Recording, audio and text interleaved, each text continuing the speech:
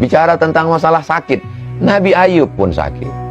Bicara tentang masalah keluarga, Nabi Nuh pun istrinya durhaka dan anaknya durhaka. Bicara masalah rezeki, bagaimana sulitnya Nabi Muhammad SAW, bagaimana sulitnya Nabi Ayub, bagaimana sulitnya Nabi Nuh, bagaimana sulitnya Nabi Musa.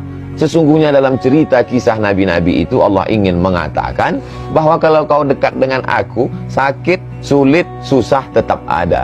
Jadi makna sesungguhnya hidup adalah wa ma khalaqatul jinna wal insa illa liya'budun. Ibadah.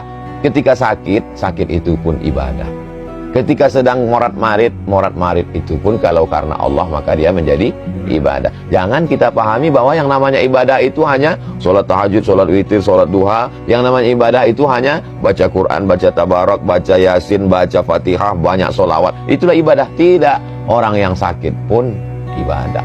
Bahkan ibadah yang paling tinggi bukan baca Quran, bukan jihad fisabilillah, bukan sholawat, bukan zikir. Ibadah yang paling tinggi adalah ridha menerima takdir Allah Subhanahu wa ta'ala. Ibadah yang tidak mengeluarkan suara, tidak mengeluarkan energi, tidak mengeluarkan keringat, tidak mengeluarkan darah. Ibadah yang dalam keadaan diam, ridha menerima takdir ketetapan Allah Subhanahu wa ta'ala. Kalau dipahami seperti ini, maka insya Allah kita tidak akan menyalah-nyalahkan Allah. Ketika rezeki kita diuji agak macet sedikit saja, kita tidak menyalahkan. Ini dah gara-gara taubat ini. Coba kalau nggak taubat kemarin.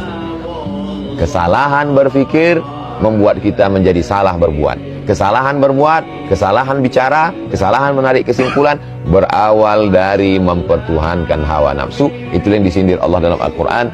Ittakhadha ilahahu hawahu. Ittakhadha menjadikan. Ilahahu Tuhannya. Hawahu hawa nafsunya dijadikan sebagai Tuhan. Faksusil qasaso, ceritakan tentang kisah-kisah itu.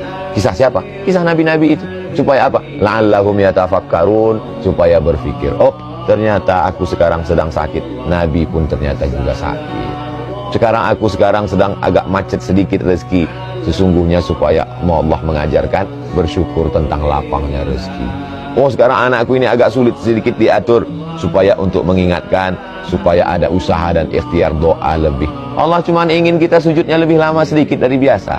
Kalau rezeki kita lancar, sujudnya mungkin tasbihnya 3 kali, 1 nafas, subhanarabbil a'la wa bihamdihi, subhanarabbil a'la wa bihamdihi, subhanarabbil a'la. Dia buat kita agak sakit batuk sedikit, agak demam sedikit, agak sakit kepala sedikit. Bukan berarti kita lantas curiga ini Omikron sudah sampai. Hanya saja sekedar supaya tasbih kita lebih banyak daripada biasanya, hati kita lebih khusyuk daripada biasanya, munajat kita lebih, bangun kita lebih awal daripada biasanya, duduk kita di masjid mungkin lebih lama daripada biasanya. Karena ceramah kadang tidak membentuk, tidak merubah ibadah, tapi ada sesuatu yang bisa merubah ibadah. Itulah tujuan Allah. Tapi puncak dari segalanya adalah supaya kita menjadi hamba Allah, bukan hamba yang lain.